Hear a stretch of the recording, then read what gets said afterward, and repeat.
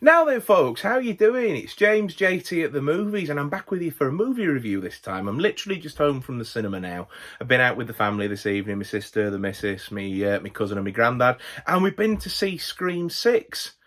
So yeah, not really a family friendly film, is it? But we've gone to see the last couple of three at the cinemas and kept up to tradition. It's been quite nice to do that.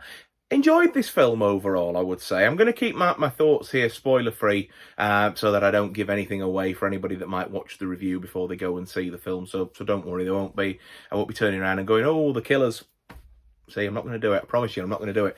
But yeah, I had a good time with this one largely.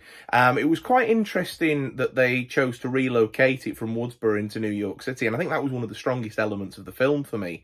Is the backdrop of the new location gave them the opportunity to do things that they perhaps couldn't have done against the backdrop of Woodsboro in the first five. And it's not something that always works. Is relocating your horror franchise to Manhattan, Friday the 13th. I'm looking at you, but with this one, I would say that it worked. And the city almost felt like it played its own character in the movie as well, which I thought was sort of, it was quite interesting the way that they sort of used it, but didn't play up to the fact. They didn't sort of over egg, oh look, we're in New York. It was sort of, it was done tastefully, I think, is what I'm trying to say, and I think that was one of the things that sort of worked about it. The two returning leads, Melissa Barrera as Sam and Jenna Ortega as Tara, were great again, and there's the brilliant supporting returning cast as well of the two twins. I forget the actors' names, apologies, that survived the last one. And we also have Gale Weathers again, played by Courtney Cox, and returning from Scream 4, we have the character of Kirby Reed, and she's again played by Hayden Panettiere. I hope I'm pronouncing that young lady's name right, but somebody will correct me below if I'm not. And this cast of characters works incredibly well together, and there are some new characters introduced along the way, and are they to be trusted, aren't they to be trusted? And it's sort of setting up this story of a new Ghostface killer, as we say, in New York City. The story's really quite interesting, and it kept us all sort of literally at points on the edge of our seats while we were watching it.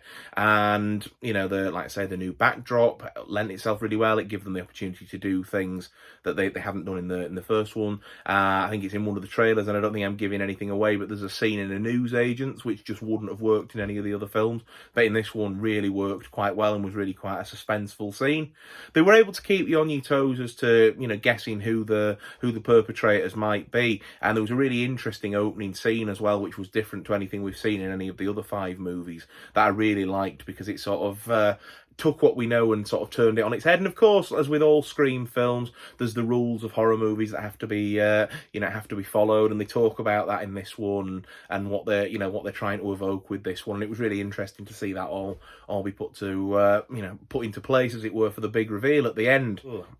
The film's directors are the same as Scream 5, the two chaps that did that, Tyler Gillette and Matt Bertinelli-Olpin, if I'm not mistaken. And they've done a really good job of capturing what Wes Craven and Kevin Williamson did back in the 90s and keeping that spirit alive. I think they are really good successors to this franchise. There's not really much I can sort of say about it without delving too much into spoiler territory, and I'm really keen not to do that. For me, I will say that I found the third act to be a little bit disappointing, and a little bit of a letdown. Not to say that the whole film's bad and that I wouldn't watch it again. I will definitely watch this again, pick up the Blu-ray and enjoy it along with the rest of them. I just felt like the film sort of gave the energy that it was building to more than perhaps we got.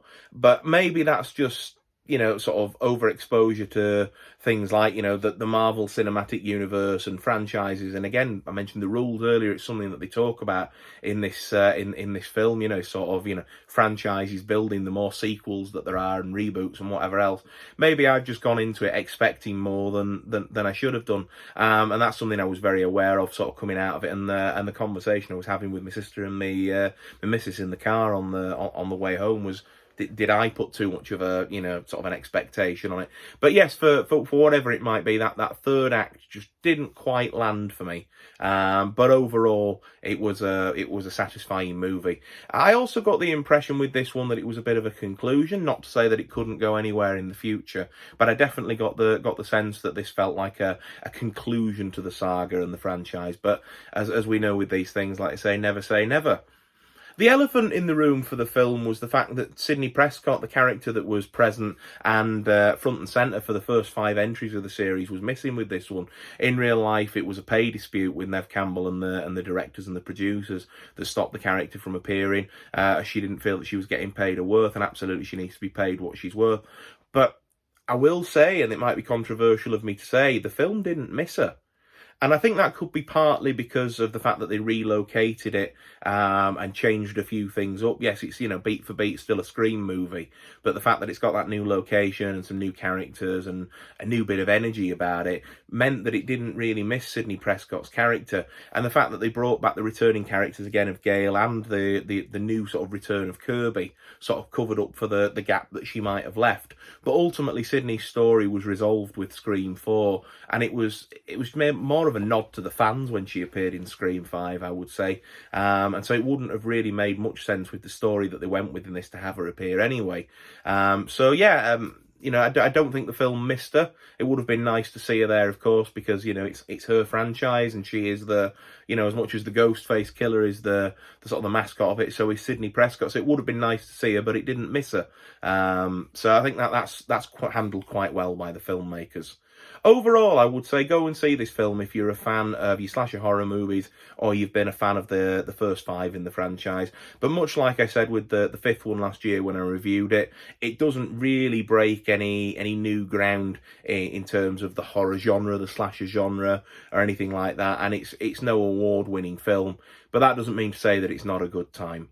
I think for me, I'd rate this film probably 6.5 out of 10.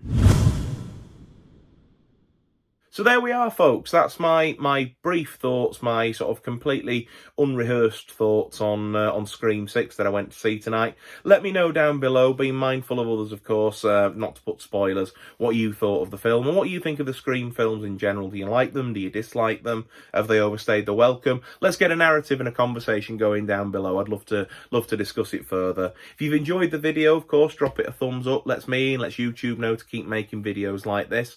And if you are coming across my channel for the first time with this video, hello, nice to meet you. Please think about subscribing. Of course, it'll help my channel to grow, and it'll mean that we can get to know each other better over future videos as well. Above all else, folks, take care of yourselves, and I look forward to seeing you in the next video. Bye for now.